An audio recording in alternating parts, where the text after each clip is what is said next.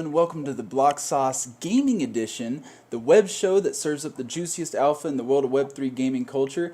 I'm your host and re-NFT ambassador, Jinkirin. Today I have the CEO of Bushi with me, Leon Berroya. So sit back, relax, and get ready for some serious sauce.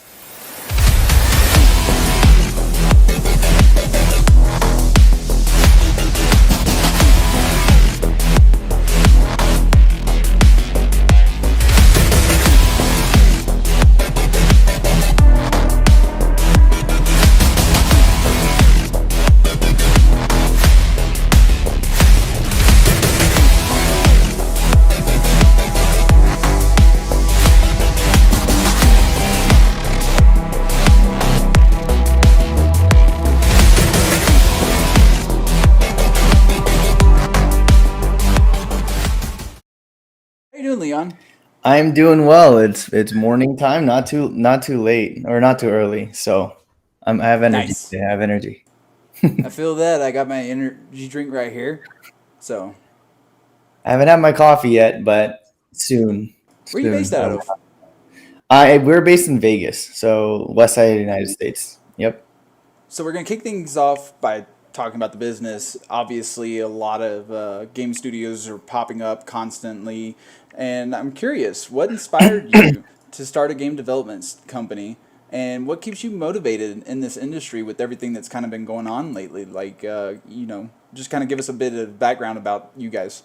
Yeah. So really funny story, or a really cool story for a lot of people, is that myself and my co-founders, so it's a core team of seven. We're all best friends from high school. We went to a kind of like an accelerated program high school where you can choose a major. A lot of us chose game design, which is one of them, which is really weird. Yeah, normally you don't. Normally, a lot of people back then didn't really think game development was like super like safe or secure as a job, but there was a major there that was game design, and so that's kind of where we all started. That's how we kind of knew each other. And we actually, well, I know some of the other co-founders were building video games during that time with each other, but it wasn't until college where we kind of started, creating Bushi, I guess, from concepts.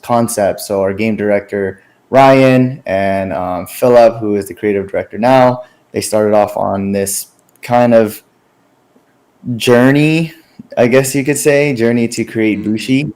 But Bushi back then was not what you see right now. So, but long story short, we were friends from high school, best friends from high school. College, we kind of went towards like our own path. Some went to AAA industries, some went to smaller game development studios. So we have experience on working on video games like Diablo 4 that just released. Oh, Um, the Coalition, which does the Gears of War series. Um, some of us worked at even the Wax blockchain at some point. So we're kind of like trickled around everywhere. I specifically started off in blockchain specifically over at the Cosmos or the Secret Network. And oh. then um, we were building Bushi from that entire time, Mm-hmm. kind of like as a passion project. And then somewhere along the road, it just became not a hobby anymore. And then we just said, all right, let's full send it. Let's go and do as much as we can with Bushi and see where we can take it. And that's how we all met. That's how we started the company. And that's how we all like formed, I guess, Onenet, which is a video game development studio. That's awesome. So, kind of, I guess, what's your guys' goal? Like, what's the vision for the future for Onenet? Yeah, so we are, I always say this, but we are a video game development studio through and through. That is our bread and butter. That Mm-hmm. is what our passion is.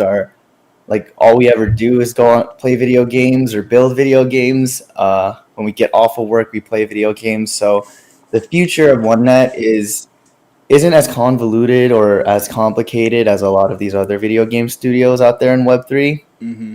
Our goal is just to create video games. That is, create experiences that come from our life or from like scenarios out in the world, and we just create beautiful video game experiences for people to play, and kind of like it don't no don't mean to get sappy, but like video games is a form for us to escape the real world, and we're trying to provide that for other people as well. So No, that is I get that completely, 100%. I mean, that's kind of why a lot of people play video games. Let's be honest. They want to go home. They want to escape the day to day mundane, whatever.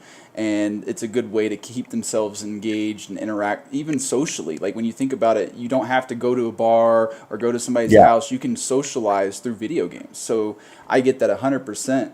But what I just heard was experiences, plural. So it's not going to stop with Bushi, right?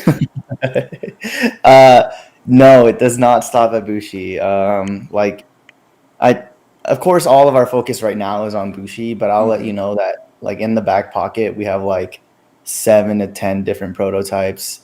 Like Oh, wow. when I tell you that our CTO or our members like get off our work schedule and just go home and build more video games, it's literally just that. Like we go home and we build video games for hobby and for fun. It's not like a 9 to 5 for us, you know? Mm-hmm. Yeah. So obviously, there's a lot of studios popping up. Everybody wants to make games now. What sets your company apart from the other development studios, and what would you consider to be your competitive advantage? Right. So in regards to Web 2 or Web 3, so I'm assuming just in general, right? Yeah, I'm thinking more in general. To me, there's no border. There is no Web 3 or Web 2. It's just Yeah. gaming, right? But not Yeah. everybody agrees, so take that as you No, will. I agree with that. That's our like core philosophy is that we're not building a Web 3 game or a Web 2 game. We're just building a game. But I think if I had to pick something that like something that kind of differentiates ourselves from others is that um, I don't want to say anything sappy like passion or like anything like that. But really, like when it comes down to it, I feel like there's a lot of studios out there with founders who are passionate, but not a full team that is passionate. Mm-hmm. So, like for us, we've been building Bushi for like 4 years coming now, and we've gone through our ups and downs. And the thing that differentiates ourselves from others is that we never we might have slowed down. One second. Sorry. Ooh. But we never slowed down in terms of building Bushi. Even when we were on our downtrends, Mm-hmm. we never stopped. We never stopped believing in it. This core seven specifically. So I think with like stubbornness and the passion for like building Bushi is probably something that differentiates ourselves. A lot of founders out there, in my opinion, get kind of they always look for what's next, or they look for like if it's not doing well, maybe it's not a project that they would want to continue. Mm-hmm. But for Bushi, it's never been like that. It's through our ups and our downs, we continue to build Bushi 4 years along, like 4 years long, and 3 of those years were completely bootstrapped. So no funding, no revenue generations, no sales, nothing. It was straight like sweat equity and just yeah, raw grit to build the game. Yeah. I think that I think that's something that I actually put into that is that like I'll say something that might be a little bit controversial, and I like to do these things. Yeah, yeah. So, unlike other video game studios out there, we will never, ever, ever, ever, ever say that we were ever a AAA title, like video game or a AAA title studio. There is not a world out there or dimension out there that will let us call ourselves a AAA title because what we like to do is stay in our lane and we like to stay humble really because we believe completely that it is not the company that calls themselves a AAA, it is the community that calls them the AAA, and that's how you get the title of AAA. So never in my mouth nor the core team's mouths will you ever hear us say anything about AAA because that's not our lane. So I think that might be a differentiating factor is that we stay in our lane. Like for me specifically, I do product design, I stay in my lane. Ryan, who is a great game director, he directs the game. He stays in his lane. Our CTO, Brandon, Tina, who has like massive experience in the AAA industry. She's the one that worked on Diablo 4 and all these other giant game titles. We all just stay in our lane, and we don't ever do more than what we believe we are, which is just a video game development studio. Call us what you'd like, but that is what we are. And we've experienced before, or we've experimented before with like trying to be an infrastructure team at the same time, although I think our Twitter says we're an infrastructure team. We're not really an infrastructure team either, or like a tech building team. What we are is a game development studio. So Yeah. yeah. Okay. Well, enough about the company. We're here. We're talking about gaming. So, can you give me your quick elevator pitch for Bushi? All right, I've done this multiple amounts of I times. Let's know. see if I can do it again. So It's common, unfortunately. yeah, so Bushi is a third-person competitive shooter, and actually we're moving towards not calling it a shooter anymore, but instead coining the term, or it's been referred to before as a third-person arena brawler. So essentially, it is a video game that is very inspired by like ninja and samurai like parkour. It also has inspiration from video games like Counter-Strike Go, Valorant, and Overwatch. That's kind of where you see the stylistic designs for it. That's kind of also what you see the like the shooting and precision aiming Yeah. comes from. But at the same time, we like to call it a brawler or an arena because it fits more than just the aim god or like crack 12-year-old kid play style, and more of like a rock paper scissors style play style where anybody can win if you are strategic enough. Oh, I can um, appreciate that. I kind of have decent aim, but realistically, like yeah, I go in Fortnite and I know what you mean. Those 12-year-olds. Oh man, yeah. those freaking 12-year-olds. I'm scared to play Fortnite anymore, and it's not because of the sweaty pros like Ninja and Tfue. It's because I shoot some 12-year-old. Next thing I know, he built the Eiffel Tower, and I'm like, what? Yeah, I've been there before. Fortnite was a game that I wanted to be good at, but I never was. So Oh my god, I feel that. So, what platforms is Bushi available on right now? And if I'm interested in the game, how do I get into it?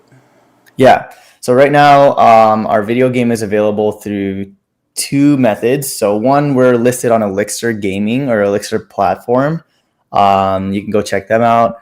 We also have our own launcher, although right now it's kind of under maintenance. You guys can go check that out on Onenet or launchonenet.com, or you can go on playbushi.com. And then very soon, very, very soon, is Epic Games is where we'll be launching our video game. Ooh, I like the sound of Epic. I Yeah, use Elixir, so it's not really any different for me personally. But, yeah. when you get your name on a platform that's already got millions of daily active users, there's a little bit more visibility involved there. Just a little bit more, and their tech is definitely really needed for the space. So Well, yeah. speaking of tech, how does Web3 tie into Bushi? Is it just character skins, like purely cosmetic, or is it whole characters similar to like League of Legends? Like, what do you guys have going on there? So I guess this is where some alpha will come into play because I can talk a little bit about the token. But so I just want to preface this with what we designed our economy to be is strictly outside of the game. So like I mentioned before, we are a video game development through and through. And so what we wanted to do with Bushi, because I love blockchain, the core team member loves blockchain, is that we wanted to separate the video game from the economy itself. So we have an in-game economy where you have an in-game currency. And with that in-game currency, you can essentially level up NFTs in the form of cosmetics. So things like skins, different animation variants, different visual effect variants, things like that can all be changed through play of the video game. However, actually just brings me to the point that NFTs are always only purely cosmetic. You cannot purchase anything that will make you stronger or better at the game. It is purely cosmetic. And Yeah. Did you have something to say? Sorry. No, I was just, I've been a big advocate. I'm a huge gamer. I love Yeah. playing games. Web 2, Web 3 doesn't matter. But that's one thing I have noticed is there was a trend. I don't know if it's still ongoing because I haven't really seen too many new games doing it. But there was a trend for a period where there were stats tied to NFTs or whole abilities or Yeah. whole skill sets, something like that, and it kind of starts to lean a little bit more towards that play to or pay to win Right. versus playing for fun. So Right. I'm Right. really glad to hear that. Like that's Yeah. great. It sounds like you guys are definitely on track with that. But you said that there's an outside of game community, so I'm Yeah. assuming there's probably a non-game related token or something going on there. Could you care to elaborate? Yeah, absolutely. So this is alpha, so no one really knows this just yet, but I think it's okay because it'll be out eventually. So what we're doing is that we're creating a token. This token specifically, I like to call it as a community activation token model. It might not be the right term for whatever people are saying, but what I wanted to do with this is take the whole Gamify idea and throw it completely out of the water and just punt that over the bridge. I We don't believe the whole Gamify idea is a very sustainable economy for the video game, and so what we decided to do is amplify what makes a video game successful in long term, which is one, user acquisition methods that are really great. Two, user retention methods that are really great, which is more likely than not just the video game itself. And then two, support and amplify the content creators that create content for the video game and the esports players that people love and follow. So the token, what is this designed to do, is amplify all those different things. So you can do things outside of the video game through quest platforms that will say, hey, maybe there is one that says play 5 video games, and you go play 5 video games, you're able to claim a token, Mm-hmm. but that is not directly tied into the economy of the video game. It's tied to the economy of the community that decides whether or not, these quests are valuable or the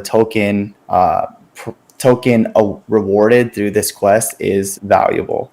And then just really quickly about the content creator side and then the esports players, in my wholehearted opinion, is that video people don't follow video games really. People follow content creators that they love and esports players or esports teams that they love.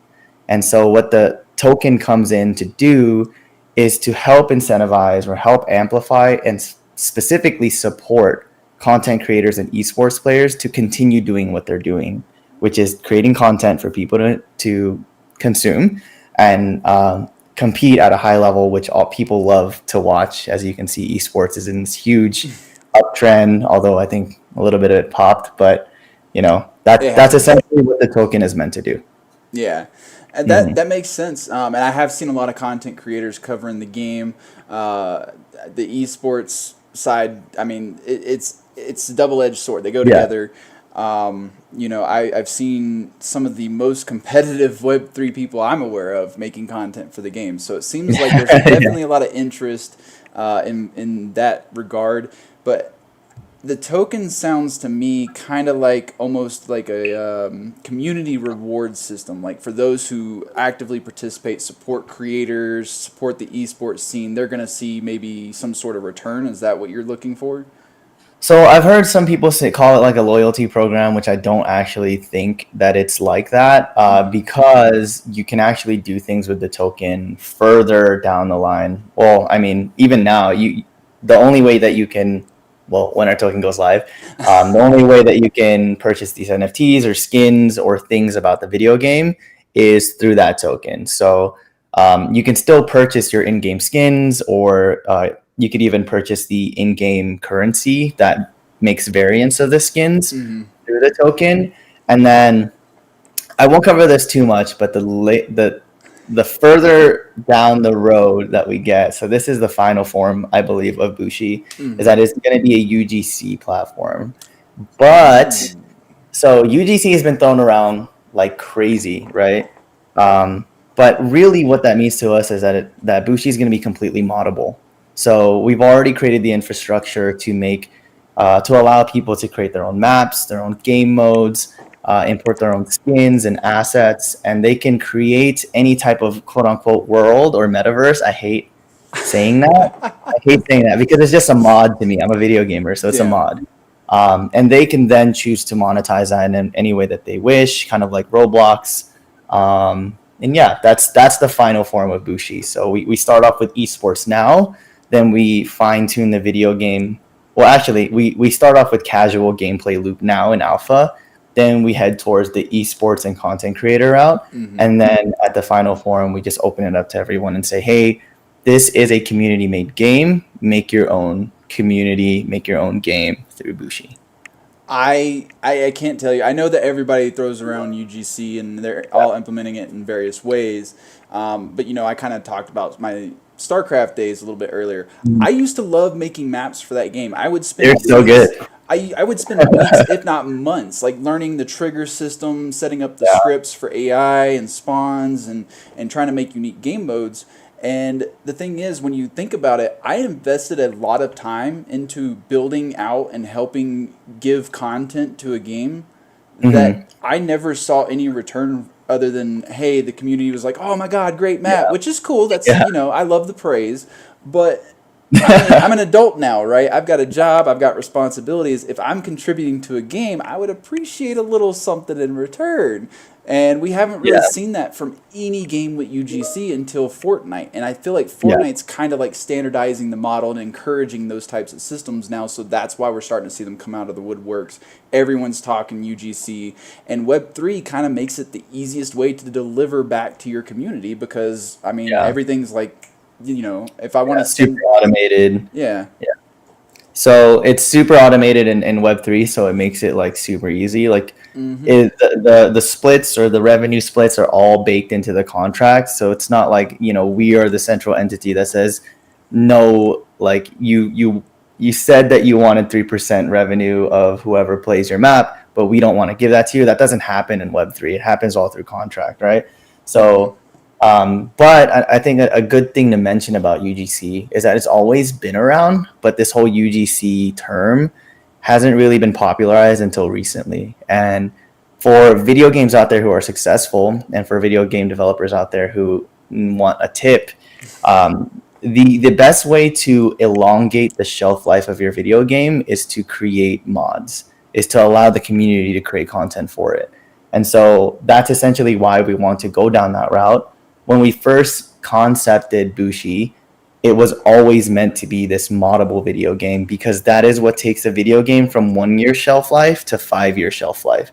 You can see that in video games like CSGO or Dota 2. StarCraft specifically had like really cool tower defense games or like really huge maps, type of custom maps and stuff like that. So that is what makes a video game last long. And it ties into Web3 because the longer your video game is alive and well, the better your economy is with your Mm-hmm. token. So if you match those things up and you're able to create both, you just create a really great economy for everyone to enjoy. Yep, and you mentioned shelf life. You know, that immediately I was like Bethesda. How many Yeah, Bethesda games would have the longevity that they did if not for mods? yeah, Like you still got people playing Skyrim almost 20 years later. Come on. yeah, yeah. My friend Luis has played that game since it came out to now. He still plays mods, so yeah, it's ridiculous. So are you guys? Is it going to be like you're going to provide a map editor, or is this something that developer like we would have to, as a community, develop externally to integrate in some form or fashion, similar to how Bethesda does it? You know, we have Yeah, mod launchers and stuff that do the heavy lifting for us, but somebody had to make that, right? yeah. So it's a bit of both. So what we do to start off, it's actually called the Dojo Workshop, and our white paper is coming out later to outline all these. But it's called the Dojo Workshop, and in the workshop, you start off with the base amount of assets that you can create a map with, and those assets are what you see in Bushi now. So we just give all of our assets that we've ever made and give it to the community to make any map or make any type of moddable game mode that they'd like. And at the same time, you can import your own 3D assets. So this is where like people who have the technical ability to create 3D assets, create visual effects, animations, things like that, even rig different characters, they can use the Dojo Workshop to import their assets. So we kind of call it a developer portal because we try to make it as easy as we can. Fortnite kind of set a really, really high bar with what UGC platforms should be doing. And so that's what we're going to try and tackle. However, we are no way, shape, or form at the same level as Epic Games. So we will try our best, I but we try mean, to make it as easy as possible. yeah, you can't compare David to Goliath, right? Like we're Yeah. in Web three.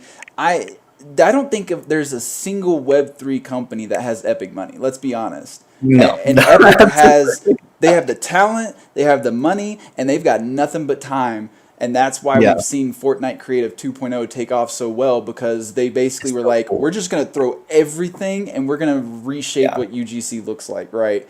yeah, Because I think back to StarCraft, where I couldn't import assets and everything had to be coded into the engine pre-existing. I couldn't modify right. externally. But that does beg the question, if you guys are going to allow the import of assets, obviously there are malicious people out there that like to use copyrighted material or silly adult things. Yeah. Is it? I'm assuming there's going to be some sort of moderation, maybe an approval system once it's submitted before it'll actually show up in game. Like, how is that going to work? Yeah, so you're absolutely right that there are going to be people who put in things that we don't want to. And it's a tricky balance with trying to keep it as decentralized as we can, right? Mm-hmm. But for us, the way that we want to do it is that we keep the core gameplay and like, the ranked and competitive modes separate from the like modded section of Bushi. So we really, really try to make sure, I think this is probably what's going to happen. However, again, we're really early on, so things can move and things can change. But how we're going to set it up is that what the core development team is building is going to be the core gameplay loop, right? Yeah. So no offense to any community members out there, but we have our expertise in game development and game design. And so we keep that separate from what the community is going to be building. So there's a section where it is Bushi, and then there's a section where it's the Dojo Workshop and modded video games. I think there will be a way to vote to see whether an asset can be moved over from the Dojo Workshop into the actual core gameplay loop, but a little bit iffy. But there's definitely going to have to be some kind of moderation through probably like a council or a voting system that says, hey, this asset is completely inappropriate. We got to take it out. Or I love this asset. Can we put this into the core gameplay loop with Bushi? And then we'll have to vote and kind of Mm-hmm. work as a community to figure it out. That kind of reminds me of like the League of Legends tribunal system, where the Mhm. community kind of voted on actions like, hey, this person was toxic or they weren't toxic. And I Yeah. think that's a great idea. The issue, if you put it in the community's hands, Yeah. is there's manipulation tactics that can go into it, and the Yeah. masses can override the minority pretty easily. So I feel like you may have to hand pick who goes on that council or keep it Yeah. internal. That's just my personal thoughts and experience from the past. But also, if you are able to get volunteers that you guys vet Yeah. and they kind of contribute towards that moderation system. Maybe you can reward them with some tokens, something like that, so that incentive to keep playing the game and keep participating too. Yeah. I think there's a lot of flexibility there, and I think that's a great idea, honestly, because just being like, you have the final say. For example, like Leon says, no, this asset can't go. Well, we are Web three. We are supposed to be Yeah. decentralized. I get that there's a balancing act that goes into that. It's very difficult to traverse too. I think this is actually a really good topic to point out that this is kind of why we wanted to create a token system that is outside of the video game, right? So the video game has to be centralized in some way, shape, or form. Um, like anti-cheat systems need to Yep. be happening, banning so people can stay safe, no phishing, things like that all need to be moderated by a trusted and vetted group of members. That's why video games on chain are going to be a little bit difficult. But video games off chain can be centralized or must be centralized to be able to keep everybody safe, right? Yeah. However, in a community token model, you can, create incentivized programs even from the community to mod or to moderate certain people to be able to like have a voice in the video game, if that makes sense, right? But at the end of the day, Bushi is there is a final say, I guess you could say, just to keep everybody as safe as possible. Has to happen, but we'll figure it out. If there's a way to decentralize it even further, of course, we absolutely believe in decentralization. But yeah, that's why you can think about the community token as Bushi. It can be used in Bushi, but then there's so many other programs and initiatives and projects and applications that this token can be used for, that it's not just Bushi. It is a think about it like it's almost like a network, but not having a network, you know? So it sounds like you're kind of. So I've actually been promoting this system, but go with me here. Try to bear with me. Yeah, It yeah. sounds like you guys are kind of mimicking Blizzard in a way. And the reason I say this is I can take a World of Warcraft subscription token and redeem that for $15 Activision Blizzard store currency, which I can then use across Hearthstone, Diablo, Call of Duty, all that stuff. But it's all stuck within their ecosystem, you know. Yeah. So, and I can get that token for those that aren't aware, mind you. I can actually play to earn that token via World of Yep. Warcraft. I can grind gold, redeem that gold to get that token, then cash out, blah, blah, blah. So there's sort of a pseudo play to earn within a closed economy. That sounds kind of what you guys are aiming for then. Yeah. So I hate Semi-closed it. No, environment. I hate it because you actually just exposed us a little bit because I absolutely love Blizzard. I mean, of course, minus the whole scandalous things, Yeah, of which by the course. way was actually Activision, not Blizzard. Just for Well, Blizzard had their share yeah, too, yeah, but yeah, it was nowhere near what Activision was. Let's be yeah, honest. yeah. But so it just clear disclaimer. I am my favorite video game by far is World of Warcraft. By like leagues and years and years. I started when I was 10 and then now I still play it. Dragonflight was amazing, an amazing expansion. Um, but that is exactly like the economy that we kind of strive for because it is so well designed. Like there's a reason why World of Warcraft or Diablo franchises or other video games from Blizzard are so long, and it's because they've tied everything that they've ever created into a not just the video games, but really a huge community. Like the people that work there, like I said, Tina from our team worked there on Diablo 4. It's like they have their own economy in there. You can purchase things not only like in the video game, but on site on campus and at events. And the only thing wrong with Blizzard's economy or World of Warcraft's economy is that you can't exchange it for fiat currency or for other Exactly. currencies, which kind of like, it keeps your assets tied in, and then it's just going to be sitting there when you're done playing the video game, which we absolutely don't like. But everything else other than that is so well designed that I believe that, that is a model that we're taking heavy inspiration from, and then going to look at other models out there in Web3 specifically that makes sense. And the thing is, like, I love it 100%. I've been telling people in spaces, look at Blizzard. Like, we don't Yeah. need to reinvent the wheel. We just need to look at the Web 2 games that are doing economies right and see how we can implement them over here. And Yeah. the reason I love Blizzard so much is they even have pseudo interoperability already. If I go buy the World of Warcraft Collector's Yeah. Edition, I get things across StarCraft, I get things in Diablo, and Yeah. and that's the whole reason I bought Diablo 4's like super big collection edition is I wanted the mount in World of Warcraft, right? Yeah. So I spent more because I was already getting an asset from a game I already play, right? Now, like you said, it does suck. I can't extract to fiat, so I can spend all my time grinding. I can buy all the tokens I want, but that's never going to leave Blizzard's ecosystem. It's going to be in their Yeah. bubble, and it doesn't matter because I'm going to end up spending it on Call of Duty or some other title that's still within them. So they have money coming in, but they have no money going out. And that's Yeah. kind of where Web3 comes into play. But do you think that their model is sustainable if you start taking money out? I think to a certain extent, I think it's sustainable. I do think that if it was money taking out, that the community needs to be activated a little bit more than what it is right now for Blizzard.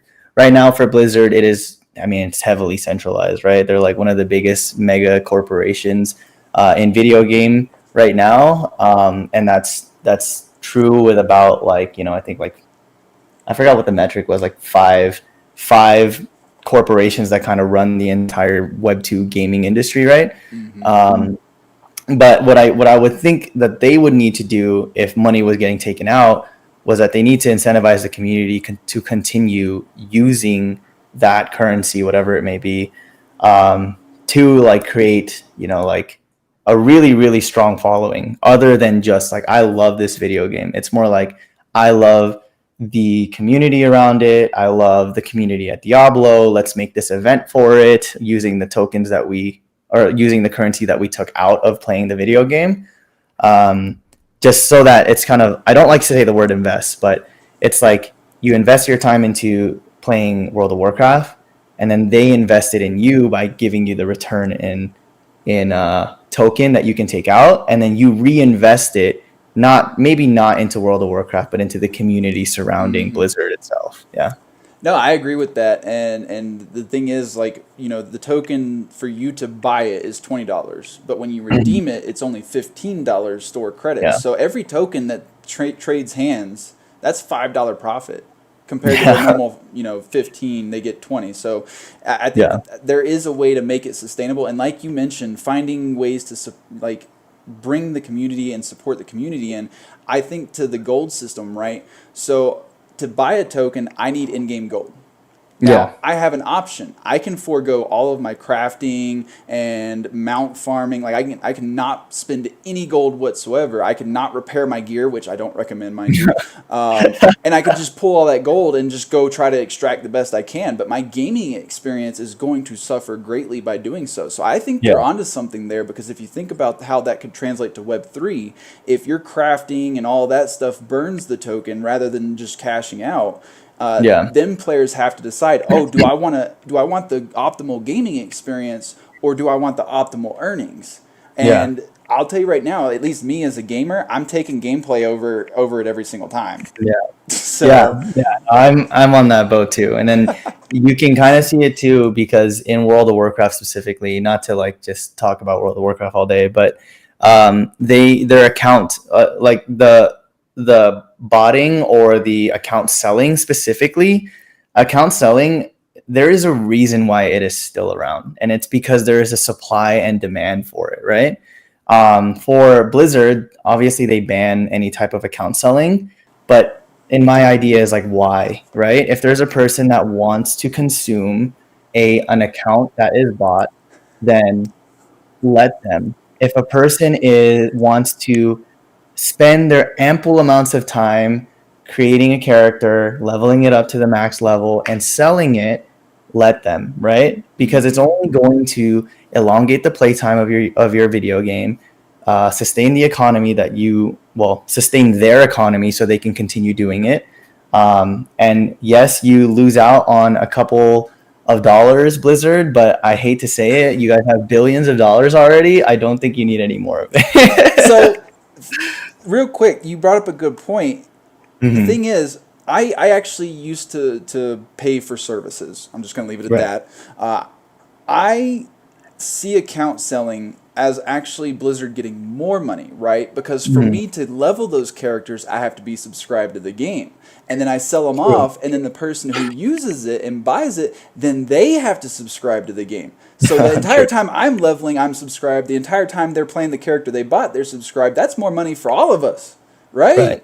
No, absolutely. But Blizzard doesn't like that. They don't like if I profit off of it. They want all the profits. Yeah. That's why now they'll sell count boosts and stuff like that, because now Yeah, they can cut out exactly. me and just profit themselves. Yeah, that I hate it because they ended up doing it anyways. You're right. Yep. Like you can buy it now anyway. So it's an obvious Blizzard, if you ever watch this, don't get mad at me. But it's an obvious play on like grabbing as much like profit from users as you can, which to me is just disingenuous and honestly doesn't create a great, community around it. And I think that that's an Activision play, if I'm being honest. I grew up with Mm. Blizzard. I love them. I still love them today. Yeah, same. But I understand that they are a business. And at the end of the day, businesses are trying to generate as much revenue as possible. So I Yeah. understand the changes that they're implementing. That doesn't mean I have to agree with them, though. Yeah. As a gamer, you know? Yeah, and it doesn't mean I can't play their games either because I'm Exactly. going to either way. Oh, trust me, as soon as we're done here, I'm going to probably log into either Bushi or World of Warcraft. We'll see which one shows up first. But with that being said, now is probably a good time. Would you like to show off some Bushi gameplay? Yeah, absolutely. I think Awesome. this is I've been preparing for this my whole life. So let me just share my screen here. I don't think there's actually a. Well, Just let me know when you're ready and I can switch it over. We'll get the game pulled up for you. Cool. I think I'm sharing it now. So Fingers crossed. There it is. yes, can you guys see it? Yep, it's perfect. Okay, cool. I'm gonna try not to alt tab, but I can't see anything. So let me know if things aren't working. Everything. But so this is our video game. This is Bushi. We try to make it as easy as possible for anybody to play the video game. So right now it's completely free to play. It is an open alpha, so there are things wrong with it. Of course, it's alpha. But we try to make the user experience as easy as possible, even though we're Web3. So you can sign up and play with just email and account information. You can even sign up without an email for those who are really into privacy. The only thing is, if you sign up without an email, there's no way that we can recover your Account, right? account. There you go. Yeah. Yeah. And so here's the flow. You can just host servers. No servers going on right now. I think I'm in a private build. But let me just get the game started. So for Warriors now, die when they are killed. Just saying. We made some great tips in the video game. We had some fun with it. I noticed that you can host servers. Do they fill with bots if there aren't enough players? We do not have a bot system yet for alpha. We're considering it for full production. However, there is still a beta that is coming out instead of a full production. Okay. And yeah, it actually costs quite a bit of money to make some AI. So we won't be doing that, but we may add in some target dummies at a later build. But for right now, it is just you running around Bushi if it's just you in a lobby. But yeah, so do you want me to just go over like the mechanics in the video game, or how do you want me to go about it? Yeah, show us whatever. I have not played it yet. I've only seen Okay. videos, so I'm learning as if I'd never played at all. Okay, cool. So this is warm-up's over. But this is Temple. This is our first ever map that we created, I believe. And actually, no.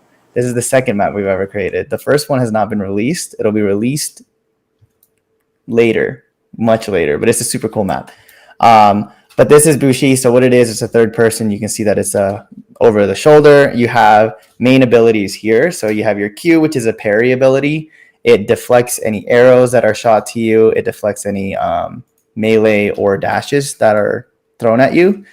Your E ability is your dash attack. So you can hit somebody with this pretty easily. You have 2 charges, and then they recharge over don't know the metric for how many seconds, but they're pretty quick. And then you have your dodge ability, which this is meant for mainly movement and dodging, of course. So this video game is heavily reliant on movement-based combat with your bow and arrow as your ranged and mid-range kind of fighter or tool. And then you have your sword here. So you have your regular slash, you have your plunge attack there, and then slide. So I think you can kind of guess through just watching the play is that it is very movement heavy, so I can essentially get across the map really quickly, um, and use all my abilities to, you know, get across the map really quick, shoot people whenever I need to shoot people like this. And then there are some really cool tech things that I hope that I can replicate here. Probably not. Oh, and one other mechanic is that there's this end closing circle here. If anybody's played a battle royale, it does the same thing. It damages you outside of the circle, and so it forces you into the middle of the map so that you have to fight. Okay, so I see a big open map and I see the character. Are there plans to add like any power ups or something like that around the map? Yeah, so that okay, so you're like reading my mind or reading our minds. So this is crazy. But this is alpha, like I said. So the competitive ranked modes that will most likely be introduced into beta. Beta will introduce point of interest sections on the map, which is just pickable items that do power ups, or maybe like it'll make your weapon have a larger range or a larger hitbox. Maybe your dash can have an extra um, tick for it, but that is essentially what we're looking to do. We're adding points of interest on the map so that people can contest it and essentially win the map based on whether they get it or not, or have to strategize if the other team gets it. Okay, okay. So I'm assuming that means we're gonna see more game modes in the future as well, because I kind of sounded like some King of the Hill stuff right there. Yeah, so we're implementing some other game modes. Right now, we have free for all, which is called elimination, and then we have team deathmatch, which is just kind of our base starting point. But yes, we're definitely adding a couple of different things, including domination as a possibility. King of the Hill, of course, makes sense with power ups and things like that. Okay, and so you kind of went over the characters' abilities. Right now, are all characters basically identical? It's just skin differences. Yeah, so right now the main thing about this game is that it's completely just like cosmetics through microtransactions, Mm-hmm. which by the way, if anybody is curious, is the most proven economic model for any video game is through microtransactions, which is has been around for a really long time, but just more so recently popularized. Um, but yes, all characters in the game have the same hitbox. They have the same abilities and movements and things like that. It is all just as fair play as possible. Interesting. So, Then, do you have go any? ahead. Do you have anything else to show us right now from the game? Yeah, I can show a little bit about like the characters or our armory system. I would So right now love that. we created a fully dynamic battle pass. So this is an Ooh. NFT actually. So you purchase the NFT, and as you play the game, you can level this up, and it's all changed within the metadata itself, and it's all seamless after every single match that you play. You the experience points that you gain will be injected into the NFT metadata that you have. So wherever this NFT goes, um, the items go with it, or the level goes with it, right? So So, those are those time limited then, if that carries over?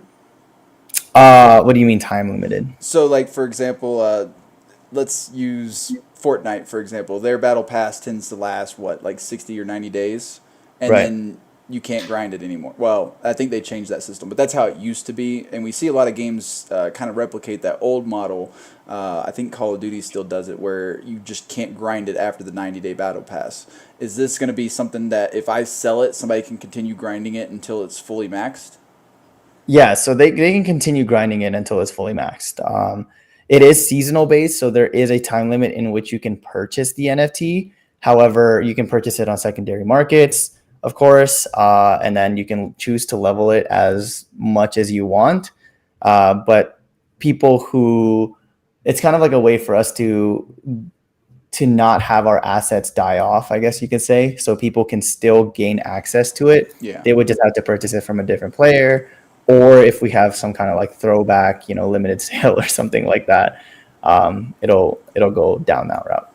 So it sounds like I could buy this battle pass, I could grind it out all the way, and then instead of selling the battle pass, I could just sell the assets from the battle pass. So in the future, so this one specifically doesn't have NFTs that are actually the items within the battle pass are not NFTs, and that the reason for that is due to some like um, gaming situations that we kind of like thought about or encountered. People can game it just because it's peer-to-peer networking right now. You can inject some bad data into the NFT. However, that is all getting fixed in beta. But yeah, it doesn't inject any, or these aren't NFTs that are distributed. These are just items within the video game. But the entirety of the thing is an NFT. And But in the future, it will allow you to claim these as NFTs and then sell them. And see, the thing is, I don't think every single item that comes from a battle pass needs to be an NFT. I see a lot of Yeah. value in in-game only items. Right. Like I know we're beating a dead horse here with World of Warcraft, but like every week, for example, I show up to the vault and you see a dozen, if not like hundreds of players gathered around the vault waiting to Yep. claim this item that's purely in game, right? Yeah. And I think that a lot of gamers, that's kind of how they feel. They don't necessarily want to sell their assets. Me Yeah. personally, if I get a super rare, awesome, let's say I get a $200,000 CS:GO skin, I'm the Hmm. type of gamer that's more likely to show it off in game just because I have bragging rights than I am to sell it, unless of course I really Yeah. need the money. But Yeah. I don't know. I think that there's value behind both. So I think having the first one kind of be like your test run. Here's everything. It's just in game. 100% okay by me. I know that there's some in Web3 that might scream and yell to the heavens, but I think it's a Yeah. great idea. And I think that moving forward, maybe even mixing it up so like the big items are NFTs, but all your smaller ones are tied to the battle pass. That gives it more Yeah. value when you sell it at max level because then they still get some of the in-game items. They might not get the big NFTs, but they can still get like the cosmetics and stuff attached to it that are in-game only. See what I'm saying? Yeah. Absolutely, that makes sense. Our really this battle pass was kind of a show, like a tech demo, to showcase like it doesn't have to be as frictioned as it has been in Web3. Really, you can just level up this entire battle pass and have it directed all within one NFT through a seamless experience of just playing the game. So you don't have to interact with anything blockchain related. You don't have to interact with, you don't have to like approve any data sending or anything like that. This is just strictly as easy as possible. Play the game and your NFT will level up and then do what it is that you want with that NFT. I love it. I did Hmm. see on the main menu there was an armory option. What was that about? Yeah, so the armory option is where you can use the skins or choose your loadout essentially. So you have your characters, which you can see a preview here. I don't know why I don't have access to these. Maybe I have to buy them myself. But CEO has to buy his own assets. GG's, that's how you know it's a good team. No shortcuts. no shortcuts. But yeah, so all of these items are actually in the battle pass itself. The only way that you can really get these right now is through the battle pass. Although I think we will be releasing them as individual NFTs later down the road. But you can choose your character and just enter a game with the character. We have 4 characters with one variant of Goku. And then you have your swords, which we have 7 of them. 7 of them. You can see that I'm not on the asset team, but we have 4 bows, and then of course you have your effects. I think this is what kind of gives the game a lot more flavor, I guess you can say. So like some of the effects are really really cool. Like this fire one is super cool. And then you have animations as well. So here's Salt Bay for anybody who, Oh my god, yes. yeah. And these are meant to like when you kill somebody, like put some salt on them, and then go about your day. So yeah. So I'm seeing a lot of like there's kind of a matching theme here so far that I've seen from all the Mhm. assets. I'm kind of getting that Chinese like mythology vibe. Even that character that I just saw you called him Goku, but he kind of reminds me of Sun Wukong. Yep. What has been the inspiration for all of the models and art behind the game?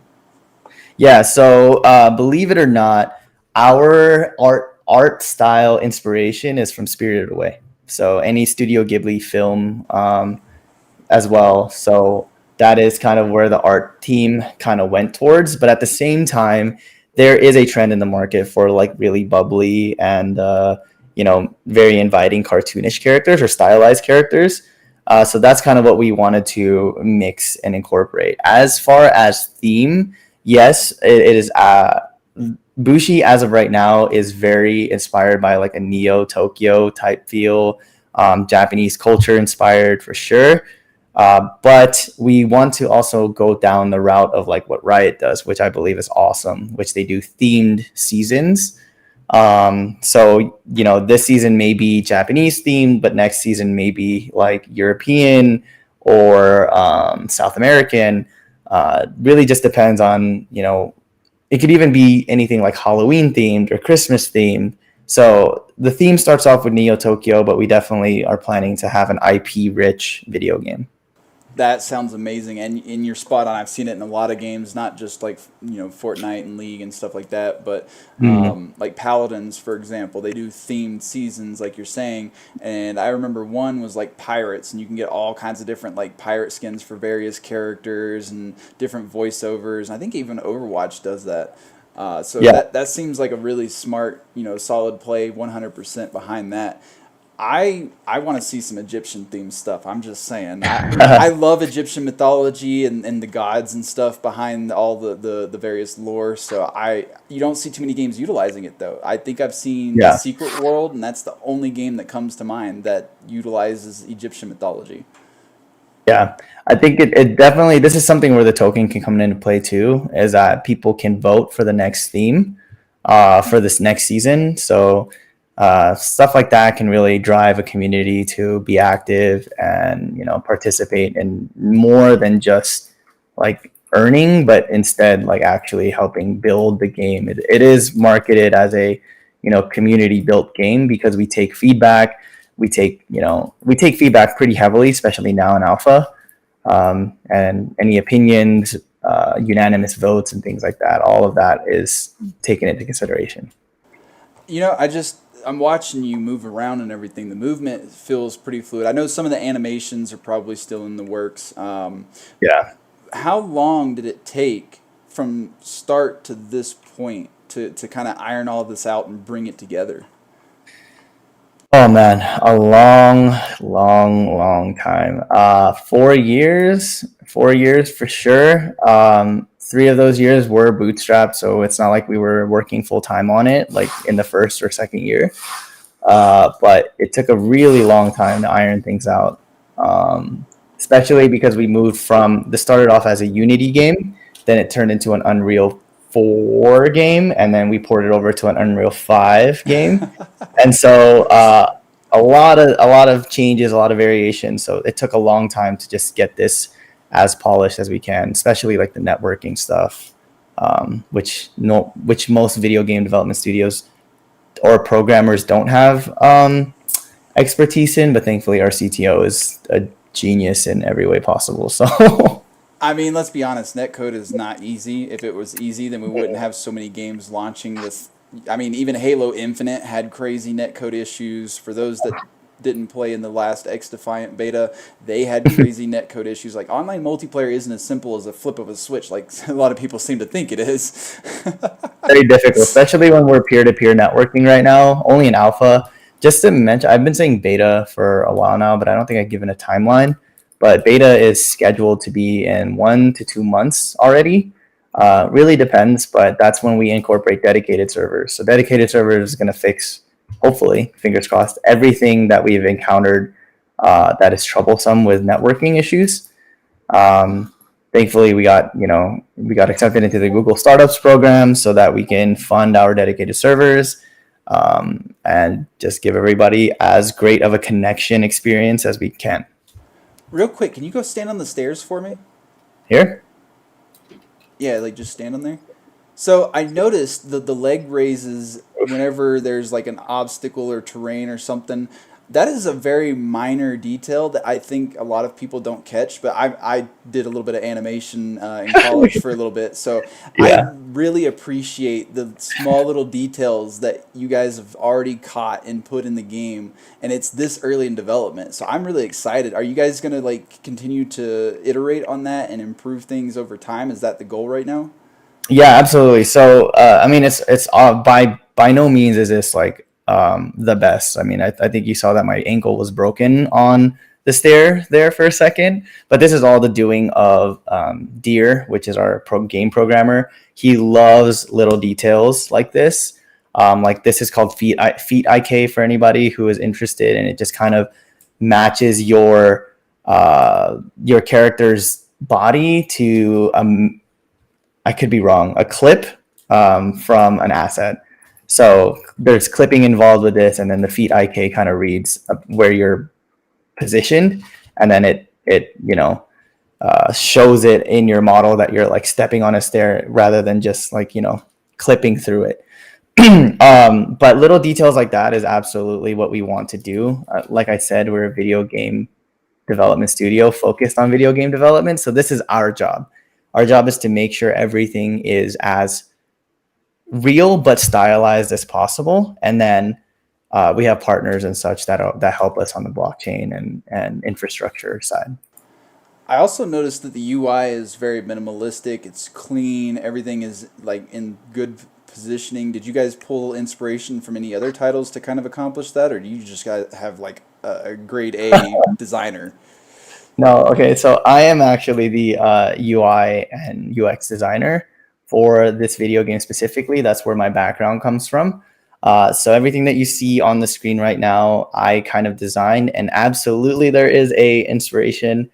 I competed semi-professionally in Valorant. I think if anybody has seen Valorant, you can kind of look at it and be like, "Oh wow, that's Valorant." I love their UI structure. I think that they do their experience amazing, like in every sense of the form. They know what they're doing when they're giving a user experience or trying to make the player feel something during that whole time. So the minimalism in this makes it less cluttered. It makes it more inviting. It doesn't hurt your eyes. You can focus on the game. And that's kind of where my inspiration came from with creating the UI. Interesting. That's whew, I could see the Valorant for sure. Yeah. I didn't immediately draw the comparison because it's Mhm. definitely even more minimalistic than that, but it works. Like it's functional. I see everything. It's right where I need it to be and I expect it to be. So I got nothing but praise there because usually Thank a lot of you. you. No, I'm serious. Like I've seen some really messy UIs in Web3, and Mhm. it's not. It's I feel like it might just be maybe they're missing that person who has that type of experience. So I'm glad that you guys have somebody that's already there, even though it's you. Yeah, I think. CEO putting in work too. Well, like with that whole title system, the executive title system, that's just for show.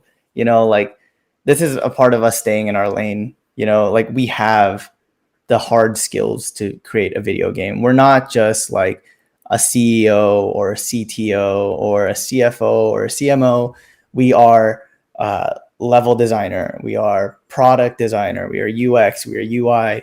We are network engineer, game designers. Like that is what we have in our back pocket. Well, not even our back pocket, in our front pocket.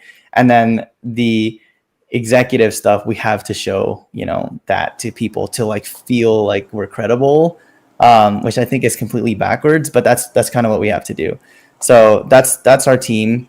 Do I think that someone else can do a better UI than I can? Absolutely. Like especially because the timing issue is crazy trying to be a CEO and also a UI designer.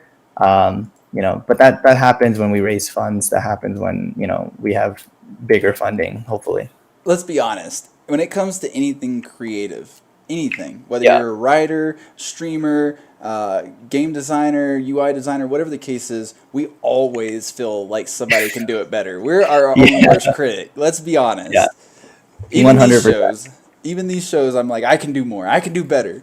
I've been having a good time on the show. I think the show is super cool. So There were some audio issues at the beginning that I'm gonna have to go back and probably do some voiceover for, but we make things work around here. yeah, you make things work. So I'm gonna go ahead and switch it back to just us. So if you want to Yeah, close out the game, you're more than welcome to. awesome. Before we wrap things up, was there anything else that I may not have covered or asked you about that you want to share with people, like upcoming plans? Obviously, you mentioned that there's the beta in 1 to 2 months. Maybe a time frame / roadmap for like the full release, like anything that you want to share with people. Yeah, so beta is scheduled to launch in 2 months, but that is really what beta is a kind of like a test for our dedicated servers. We're also introducing the POI systems where there's pickable up items that you can pick up around the map that can kind of like differentiate the type of gameplay that you have or game experience that you have. So that's really just for testing. Right now we're in alpha, so a lot of it is data collection, bug fixes, bug bounties, things like that. But definitely we are already working towards our beta launch. And during beta launch, it can be, I say 2 months, but you never know. You never know. We are in a raise right now, so it can really just depend on how fast that goes out, or how, if it doesn't, if it does, it's all up in the air. But I think, what else, the white paper should be coming out previous to the full production launch, so it will still be coming out after beta. And then that way you can kind of like Deep read diving. every yeah, read everything that we just talked about. And then other than that, just look out for tournaments pop up all the time. We have a tentative tournament coming up on August. In August, I kind of test our servers as well. Um, a lot of people are actually trying to make their own tournaments, which is absolutely amazing for us. So I know there's a content creator tournament that is scheduled this month at some point. Oh, There is the tournament in August, and there is an end of the year hopefully tournament that will be launching. But either way, full production, we're really, really hoping for early next year, probably Q1 or Q2. That is like a fingers crossed. At that point, then it's free for all. Whatever happens, happens. mm-hmm. Hold on for the ride. Jesus, take the wheel, and then that's it. That's all we're doing really. We're just building. We're building, and then we are building some more. So. Are you guys gonna be making an appearance at any upcoming events? Maybe like Rare Evo. I don't think there is an event right now that we are scheduled. Of Okay. course, we would love to do like, packs and things like that, but that just depends on how much traction that we have. Yeah. Um, Let me see. I don't think that we're going to be showing up to any events, but we're definitely, we've shown up to a lot of events in the past already. We were Mm-hmm. just we didn't have a booth at 3XP last 2 weeks ago or last week. But we were there. We were at least talking. So Yeah. we go up here and there as much as we can. So just, I think the best way to figure or follow that is just to follow our Twitter. And what's the at for people that are Oh, watching? Twitter.com/playbushi. Yeah, There we go. play And Bushi. if I wanted to download it right now, you said it was what? Play Launch Net. It's launchonenet.com, Oh, there we or go. you could just go to www.playbushi.com. Even I easy. think right now our launcher is down, or we're pretty much shooing people to Elixir because they do it Oh, better okay. than us. So yeah. Well, there you go. Elixir Gaming. If you don't know what it is, Google it. It's usually the first result. If not, well, hopefully my YouTube person will put a link in the description. We'll see. So, you have any final thoughts? Anything that you'd like to add before we wrap it up? It Um, doesn't have to be alpha. yeah, nothing crazy. I think one, thanks for having me on the show. I think this was awesome.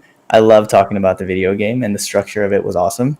I think also for anyone out there, I guess I have to talk about the bear a little bit. It's bear market, but hey, Yeah. keep building. Like I see there's a lot of video games out there that I've been building for like 3-4 years, just like we have, and they're finally starting to pop up. So If you were skeptical about Web3 gaming before, check the landscape out now, because there are huge video games coming out, AAA titles, whatever that means, and the player base is only growing. And then other than that, drink water, stay healthy, sleep well, take care of your mental health, and then just keep going. Man, you touched on something, building in stealth. A lot of the Mhm. projects, I'm going to bring it up just because this is my personal belief. A Yeah, lot of the projects that have been here hyping Web3 the whole time, I'm kind of seeing them fade because they focus too much on Web3, not enough on the game. But all these people that have been building in stealth, that have been coming out of the woodwork in the last 6 months, like, they have a game, right? So I feel yeah, like that's going to work in your guys' favor a lot. That does bring me to one final question, and you don't have to answer if you're not open to it. But yeah. do you guys rely on Web3 for funding, or are you guys like good to go and you're just trying to raise more to do more? So I will be the first one to say that we're not the best funded, like by any means. We didn't raise in the bull market when people were giving out millions of dollars as, like, for anything. We're not the most funded, but we do rely a little bit on sales revenue, just like most companies. However, we do have investors that have been helping us quite a bit. But I think to that note, 2 to 2.5 years of this video game was absolutely bootstrapped. There was no revenue. There was no money coming in. Um, Absolutely nothing. So regardless of our funding situation, um, Bushi will be continued. Bushi will continue to be built, and Bushi will continue to launch. So yes, not the best funded, but no, we are not in any dire straits or anything like that. So I just asked that because you see a lot of indie games in your situation that do really well. You don't need yeah. 1 million daily active users to have a successful game. You just got to build the Mhm. community and find the players that love it and want to support it, right? So I think Yeah. you guys are on the right track. I love everything that you said today. I'm really bullish on the game. Just, it might not be my genre per se. I'm gonna give it a shot because I've been surprised before. I said TCGs Yeah. weren't my genre, and this Web3 game was like, just come try us, just come try us. Yeah. I played it and I was like, okay, I enjoy this TCG. So, Yeah. I Try it out. never I never discount it. I recommend everybody go try out Bushi, go play it, go download it from Elixir Gaming. I'm gonna be trying it after we end, so maybe we'll see some Try it out. content. Yeah, try it out. It's a fun game. I think it's digestible for everybody. Player bases, Hmm. you do have to go into our Discord. A lot of what the matches are right now is people who in our Discord, just saying, "Hey, does anybody want to play?" And then there's a lobby that pops up with like 5, 10 players, whatever it may be, and that's the best way to find a game, pretty much. Honestly, I miss those days because it forces you to socialize and build friendships. Because if you're toxic dumpster fire, nobody's gonna want to play with you. So, I think that adds to the social element. I love games to hang out with friends and get people involved. So, I'm not even worried about the lobbies. Right? We'll find people to fill lobbies. Like you said, Yeah, content creator tournament later this month. I'm willing to bet the lobbies will be popping. So, not worried about that at all. I'm hoping. I'm hoping. So that's going to be a wrap for us. This was another electrifying episode of the Block Sauce, and we will now come to a close. But before we say goodbye, I want to extend a huge thank you to Leon for taking the time to meet with us today. I also want to say that we can't do this without all of our amazing viewers and supporters. Remember, the sauce never stops flowing. Stay connected with us on social media. Share your thoughts and suggest future topics you want us to tackle. Your voice does matter too. Maybe throw another game our way. I'm just saying, we're looking for people. Looking for people to interview. And if you missed any previous episodes, make sure you follow us on socials. Go follow us on YouTube, LinkedIn, all those places where you can find Re-NFT. That's going to be it for today. Thank you, sauce enthusiasts, for hanging out, and join us next time for another amazing episode of The Block Sauce, where we'll keep the flavor alive and the discussions fiery. Until then, stay saucy and game on.